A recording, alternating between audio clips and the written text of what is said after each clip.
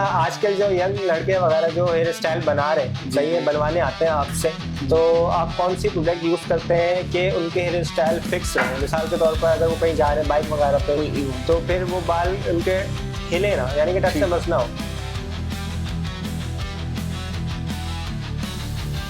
अगर किसी शख्स के खारिश होती है, एलर्जी होती है, ठीक है, पसंद की शादी इंसान करे, कोई बुरी बात नहीं है, क्योंकि ज़िंदगी हम लोगों ने गुजारनी है, आप लोगों ने गुजारनी है। लेकिन अगर कोई इंसान एक टाइम पे गर्म हो जाता है। अस्सलाम वालेकुम टू एवरीवन, उम्मीद करता हूँ कि आप सब खैरियत से होंगे। इस वक्त हम मौजूद हैं एहसन विला पर, और हमारा आने का मकसद यहाँ पर यह है कि जो हम इंटरव्यू लेने जा रहे हैं एहसन भाई का, मकसद हमारा ये है कि अब तक आपने जितने इंटरव्यूज़ और जितने पॉडकास्ट वगैरह जो भी देखे हैं आपने सोशल मीडिया चैनल पर, वो सब फेमस लोग हैं या उनकी वीडियोस वायरल हुई चुकी हैं। लेकिन हम उन लोगों का चेहरा सामने लेके आ रहे हैं जो कि एक आम आदमी हैं, उन्होंने किस तरह अपनी मेहनत, लगन से, स्ट्रगल से कामयाबी हासिल की, किस तरह मुश्किलात का सामना किया। तो हम जानने जा रहे हैं एहसन हुसैन से कि उनकी स्ट्रगल क्या थी, किस तरह उन्होंने मेहनत की और मुश्किलात का सामना कर कर ये सैलून अपना बिजनेस का स्टार्ट किया और लोगों को कॉन्फिडेंस भी दिया। आइए जानते हैं कैसे रहा उनका सफ़र। अस्सलाम वालेकुम एहसन भाई, कैसे हैं आप? तबीयत वगैरह ठीक है आपकी? एहसन भाई, मेरा पहला सवाल आपसे ये है कि आपने इस काम का कैसे आगाज़ किया और क्या मुश्किलात रही आपको अपने बिजनेस को इस्टेब्लिश करने में? सर, मैंने क्या कहते हैं शाफिसल इलाके से काम सीखा, ठीक है। उसके बाद दिली शौक था, दिली ख्वाहिश थी। उसके बाद मैं चला गया यहाँ से बादराबाद काम सीखने, ठीक है। वहाँ पे 2-3 सैलूनों पर मैंने काम किया, ठीक है। लेकिन ये कि मुश्किलात बहुत रही, क्योंकि मैं अफोर्ड नहीं कर सकता था, अपना सैलून नहीं बना सकता था। लेकिन मैंने हिम्मत नहीं हारी, अल्लाह का नाम लेके अपना सैलून जो है, मैंने बीसियाँ भी डाली हुई थी, ठीक है। तो मैंने बड़े बड़े 2-3 सैलूनों पे काम किया। उसके बाद अल्लाह का नाम लेके अपने सैलून का सर आगाज़ किया, ठीक है। उसमें यह कि अल्लाह ने मुझे बरकत भी दी और अल्लाह ने मेरा हाथ पकड़ लिया, रोज़गार मेरा माशाल्लाह अल्लाह ने अच्छा हो गया माशाल्लाह सर। बाकी ये कि इंशाल्लाह इंसान कोई भी हो, इंसान को कभी भी हिम्मत नहीं हारनी चाहिए। थोड़ी बहुत इंसान अपने लगन से, लगाव से, जब तक इंसान दिली खुशी से काम, कोई भी काम क्यों ना हो, करने का नहीं सोचेगा, तब तक इंसान कामयाब नहीं होएगा, ठीक है। लेकिन मेरा सब भाई आइयों से ये है कि इंसान कोई भी मुश्किलात हो, कोई भी हो, ठीक है, इंसान को कभी हिम्मत नहीं हारनी चाहिए। हुनर कोई भी किसी किस्म का हो, छोटा हो बड़ा हो, इंसान को दिली शौक से, दिली ख्वाहिश से अपना हुनर आगे लेके चलना चाहिए और अपने दिल से काम करना चाहिए। इंशाल्लाह अल्लाह बरकत भी देगा और हाथ भी पकड़ेगा। अच्छा एहसन भाई, ये बताइए मुझे कि आपने इस फील्ड में आने का कैसे फ़ैसला लिया, और इसके अलावा आप मतलब क्या बनना चाहते थे? एक जब बचपन होता है या जवानी, उसमें कुछ शौक़ होता है कुछ और बनने का? सर, मैं असल में गरीब इलाके में रहता हूँ, मलिर में, शाफिसल में, ठीक है। तो हर इंसान की ख्वाहिश होती है, हर माँ बाप की ख्वाहिश होती है कि बच्चा जो है डॉक्टर बने या इंजीनियर बने, ठीक है। लेकिन हर किसी का शौक़ था। मेरे को पढ़ाई से भी जुस्तजू थी, लेकिन हुनर भी इंसान को आना चाहिए। कोई भी हुनर छोटा बड़ा नहीं होता, ठीक है। लेकिन मेरा एक शौक़ था, ये मैंने अपने शौक़ से काम, ये वाला इंटरेस्ट था, इसलिए सीखा और आज अल्लाह ने मेरे को अपना कारोबार दे दिया, ठीक है।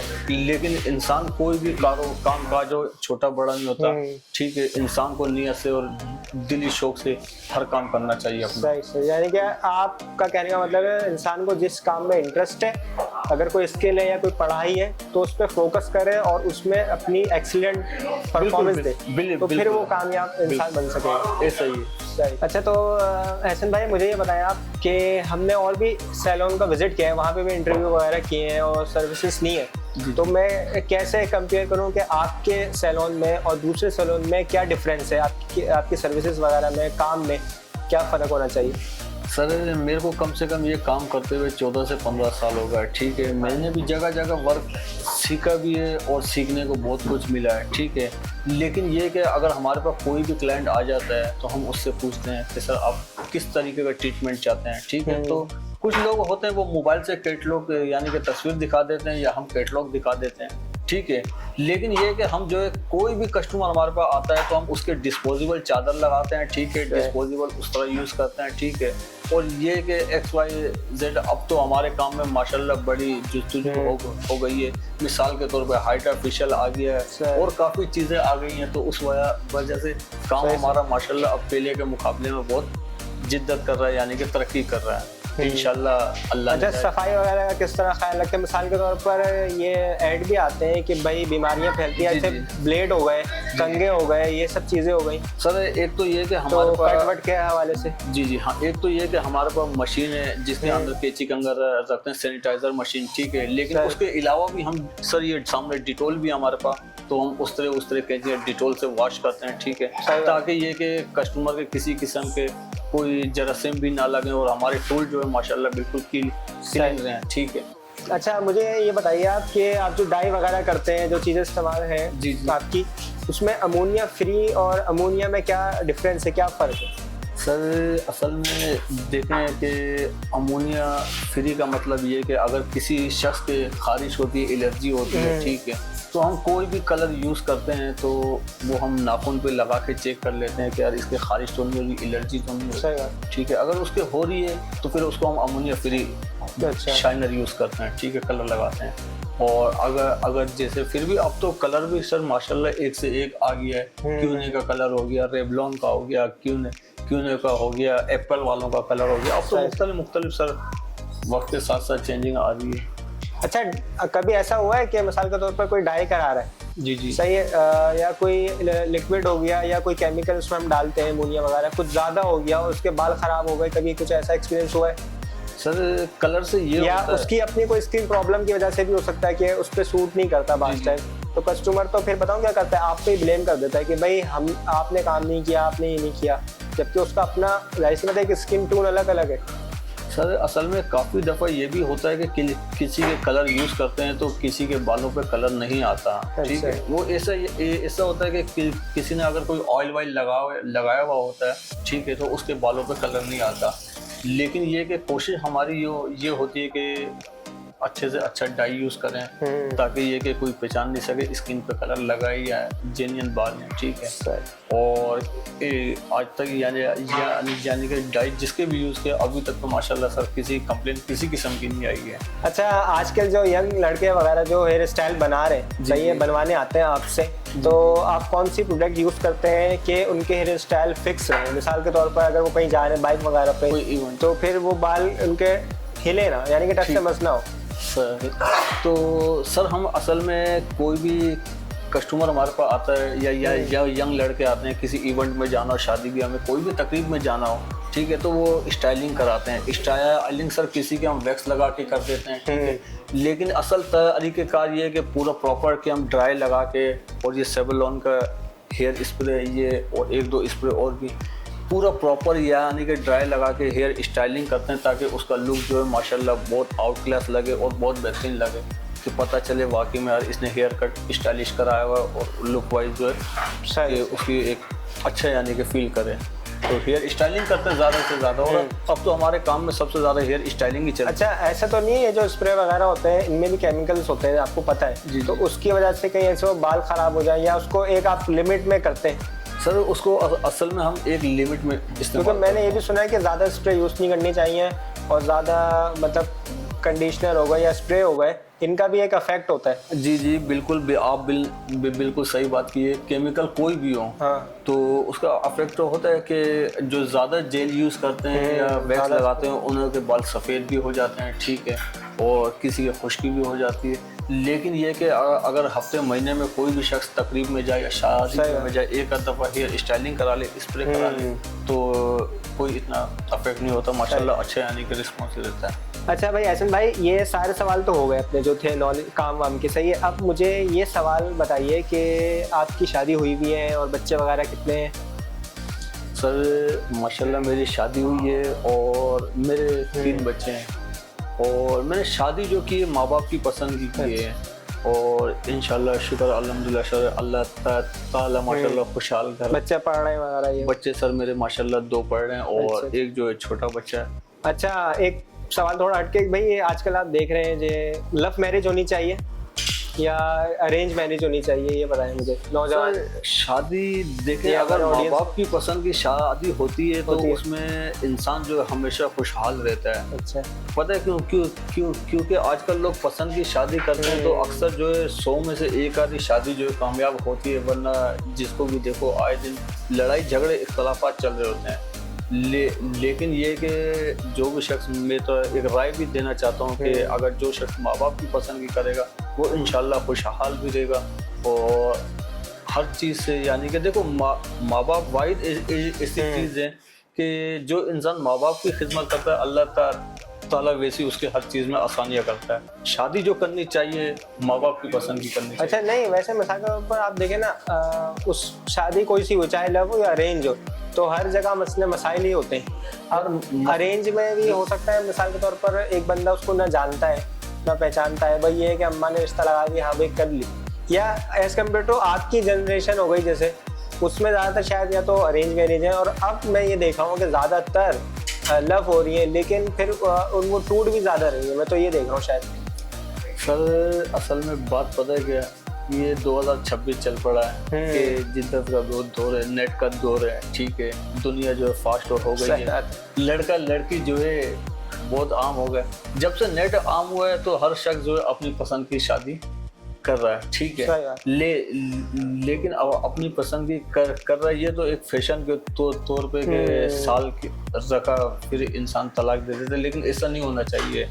इंसान शादी करता है, ये दो बंदे मिलके एक यानी कि खुशहाल जिंदगी का आगाज करते हैं, लेकिन इंसान फिर भी मैं आपसे बार बार यही कहूँगा कि शादी किसी को भी करनी चाहिए, माँ बाप की पसंद की करनी चाहिए, अपने घर वालों की पसंद की करनी चाहिए, ठीक है। पसंद की शादी इंसान करे, कोई बुरी बात नहीं है, क्योंकि ज़िंदगी हम लोगों ने गुजारनी है, आप लोगों ने गुजारनी है। लेकिन अगर कोई इंसान एक टाइम पे गर्म हो जाता है तो दूसरी टाइम पे एक दूसरे को इंसान कॉम्प्रोमाइज़ करके मिल बांट के चले, तो इस तरीके से इंसान खुशहाल कर सकता है। गरम से मुराद आपका गुस्सा हो जाता है? मुराद अगर के मिसाल के तौर में कभी वाइफ गर्म हो जाती है, गुस्सा हो जाती है, चाहिए कि वो थोड़ा सा नॉर्मल हो जाए। ऐसा नहीं है कि दोनों के दोनों कुश्तियां लड़ने लग जाए। इस तरीके से तो मामला नहीं चलेंगे। नहीं, हमारी ऑडियंस आपको पता है माशाल्लाह बहुत इंटेलिजेंट है, तो वो कुछ और मतलब ले जाती है, मैंने इसलिए क्लियर कर दिया ना ये बात। असल में सर जो माहौल चल रहा है, जो महंगाई चल रही है इस दौर में, कि इस तरीके से हो गया कि हर बंदा जो है नफ्सी में हुआ है, कोई एक आदि किसी की बर्दाश्त करता होगा, वरना जो है दिमाग, चाहे वो पसंद की हो या लव हो, तो बर्दाश्त असल में होता ही है कि जब आपकी शादी हो जाती है ना, असल कहानी उसके बाद स्टार्ट होती है। पहले तो सब अच्छा लग रहा होता है, बिल्कुल, उसके बाद स्टार्ट होती है। तो उम्मीद है कि आपको हमारा ये इंटरव्यू पसंद आया होगा, और शादियों की बातें भी आपने देखी किस तरह एहसन भाई ने की, माशाल्लाह एक्सपीरियंस शेयर किया आपके साथ, आप उसको यूज़ कीजिएगा। अल्लाह हाफिज़। अल्लाह हाफिज़। अच्छा, तो आपको यहाँ पर कितना एक्सपीरियंस हो गया काम करते हुए, कितना टाइम हो गया? सर माशाल्लाह से मेरा 6 से 7 साल का एक्सपीरियंस है, और दूसरा नंबर पर काफ़ी अच्छा लगता है माहौल यहाँ का, क्योंकि एहसन भाई काफ़ी काम है अच्छे से पेश आते हैं। तो आप कौन सी ऐसी चीज़ में मतलब एक्सपर्ट है, कोई चीज़ ऐसा स्पेशल कटिंग में या किस चीज़ में? सर अल्हम्दुलिल्लाह मैंने इस काम में माशाल्लाह से काफ़ी कोर्सेज किए हैं तारिक रोड से, और मैम इंस्टीट्यूट, तो अल्हम्दुलिल्लाह काफ़ी लेडीज हेयर कट्स भी कर लेता हूँ, सब कुछ आते हैं। सब कुछ।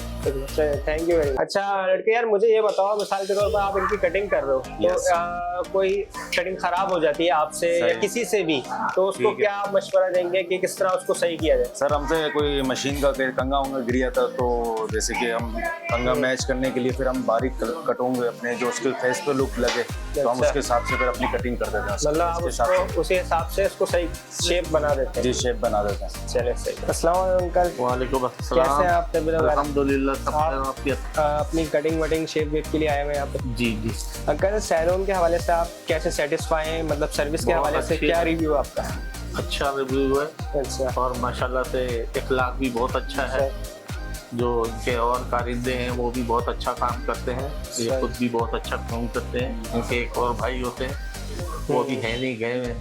बहरहाल मैं तो सेटिस्फाई हूँ। सेटिस्फाई है। तो बेटा आप मुझे ये बताइए आपका हेयर कट यहाँ पे कैसा हो रहा है, जैसे आपके कर्ली बाल है तो उसके हवाले से बताइए। यहाँ पर हेयर कटिंग बहुत अच्छी होती है और पैसे भी बहुत अच्छे कम कम लेते हैं, अच्छी कटिंग के भी। अच्छा तो बहुत नाइस कटिंग है, मैं तो कहता हूँ। सही है। तो बेटा आप हेयर कटिंग के बाद कैसा हेयर स्टाइल बनवाते हैं और किस तरीके से बनता है आपका हेयर स्टाइल?